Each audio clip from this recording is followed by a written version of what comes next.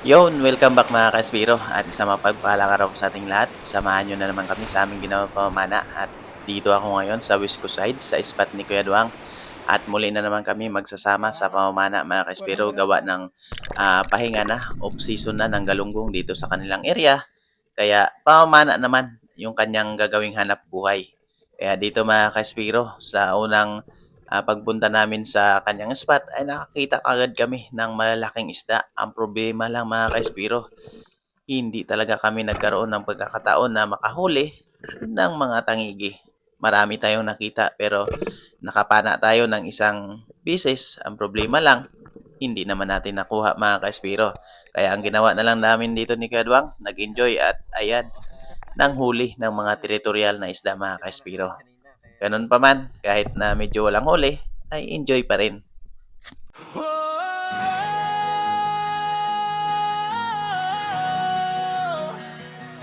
Boss yung speed machine. Tara na. Good morning mga Kaspiro. Isang mapagpalang araw po sa ating lahat.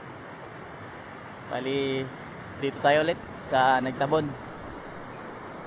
Kasama ko na naman si Kedwang dahil pahinga na sila sa pagsapyaw ng galunggong. Kaya ito, paumana na naman yung aming gagawin. At ayan mga Kaspiro, lumalaki na naman yung mga alon dito. Pahirapan na naman sa paglabas ng bangka. Pero okay lang yan, kaya yan. Let's go mga Kaspiro. Abang na lang sa aming gagawin paumana. Para makarami kami ng huli ngayon. Kaya let's go!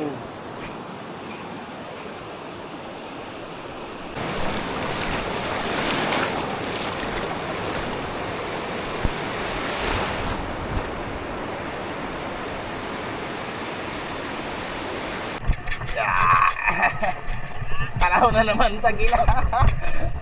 Bigat. Kaya nga ito ako. Kaya pagtabi natin, ikuha na lang. Nagbigat na talaga, no?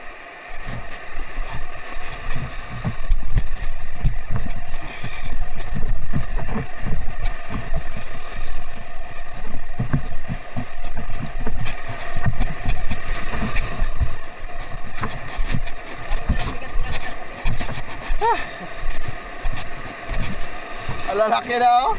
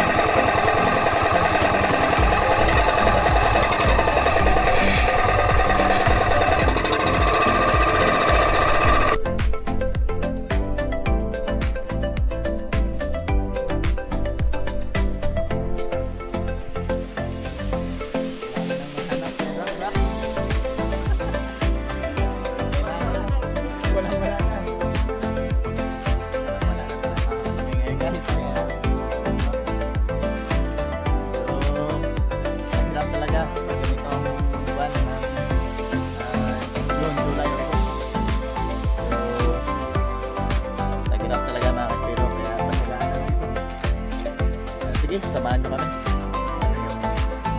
Na-film natin gising ng hapon dito sa Amang-amang na lang mga Kaspiro.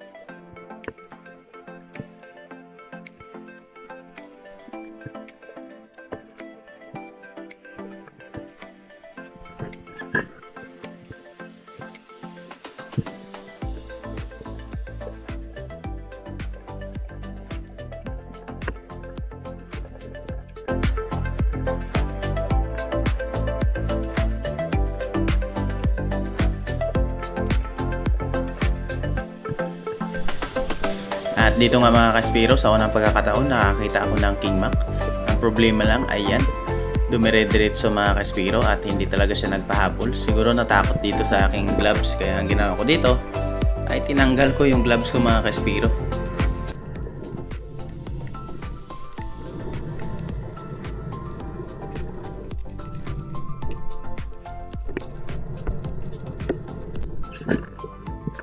At dito naman mga kaspiro, sa pangalawang pagkakataon nakakita muli ako ng isang tangigi na naman mga kaspiro. Ang problema lang, napakalayo naman ang kanyang daan at ayan, hindi talaga lumilingon-lingon at sobrang bilis ng kanyang paglalangoy, kaya hindi talaga tayo nagkaroon mga kaspiro ng pagkakataon na malapitan ito at mapana. Napakasayang mga kaspiro, malalaki na pa naman sana yung mga tangiging ito.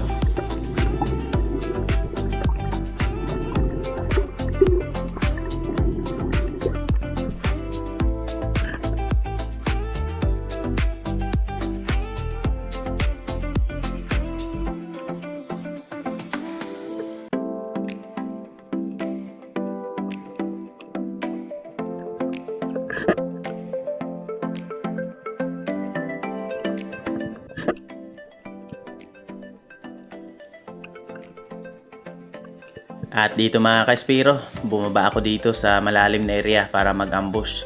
At habang nag-aantay ako dito, ayan, napansin ko itong isang lifty or sweet lips mga kaspiro na dumaan dito sa aking baba. Kaya ayan, nakapana na rin tayo mga kaspiro ng isang good size na lifty or sweet lips. Kaya ayos, may pang sinigang na tayo.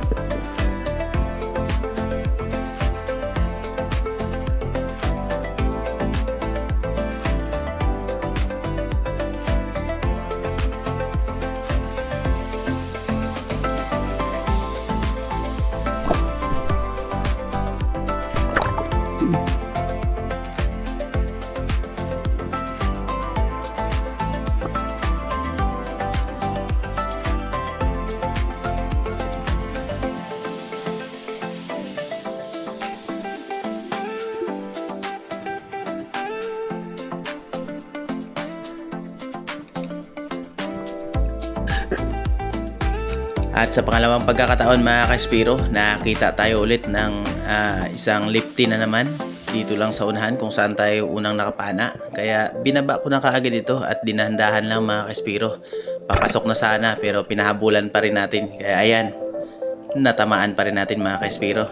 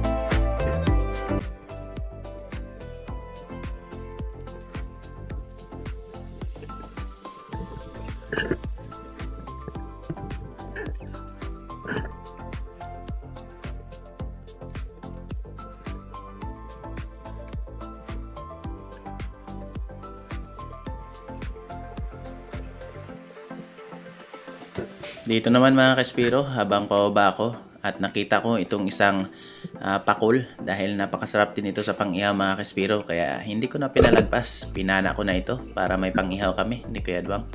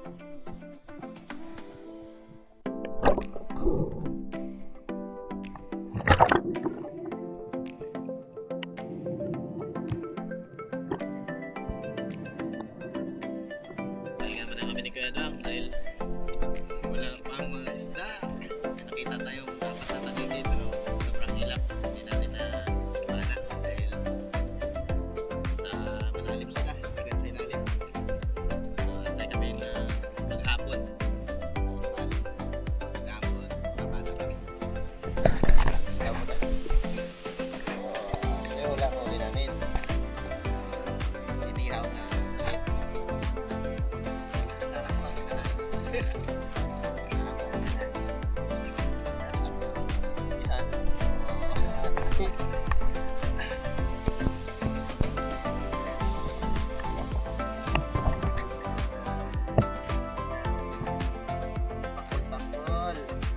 Hindi sinahan natin kanina. Yan. Sorry yung makatabi.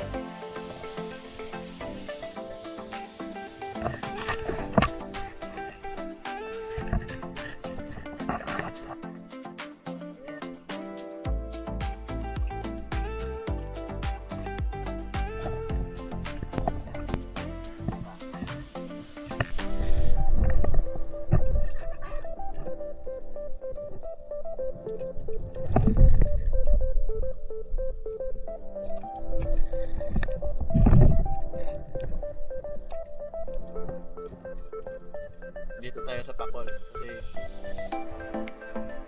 Kasi ano to eh. Alam mo naman na ayaw ko dito eh. Hindi, masakit sa tuhod to eh.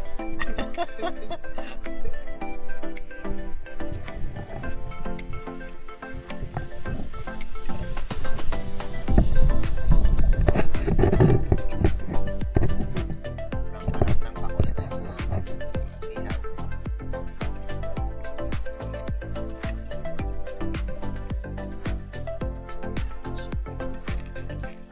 Ayan.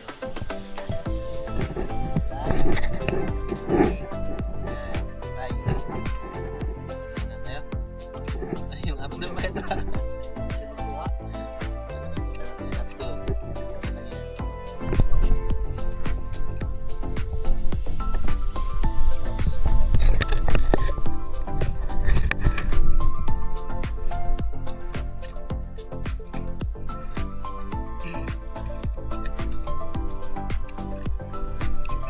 Nilamnam na agad ang tayo niya. Tap. Yan, tap.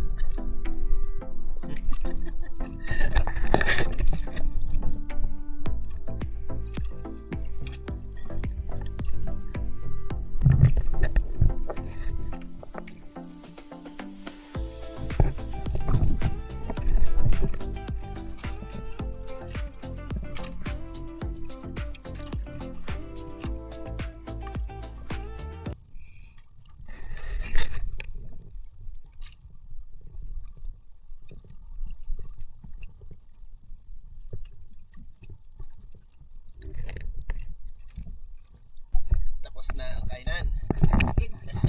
Pamastain ka na. Oh, thank you Lord. Oras naman ng pahinga mo na. Mga isang oras din na pahinga para bago kami magbaba ay medyo baba na rin yung araw para mas mag-amo na yung mga isda. Pagkatapos nga namin magpahinga ni Kuya Duwang mga Kaspiro ay muli kaming bumalik sa pamamana. At sa pagkakataon na to, nakakita na naman ako ng 3 tangigi mga Kaspiro. Kaso lang sobrang pili ko dito mga Kaspiro. Kaya yung nangyari, ayan, hindi tayo tumama ng maayos mga Kaspiro. Kaya ang resulta, nakawala ito. At pagkatapos nga nito mga Kaspiro, dahil pahapon na rin at wala na kami masyadong nakikita mga isda, ay umuwi na rin kami ni Kuya Duwang dahil konti lang din ang aming huli.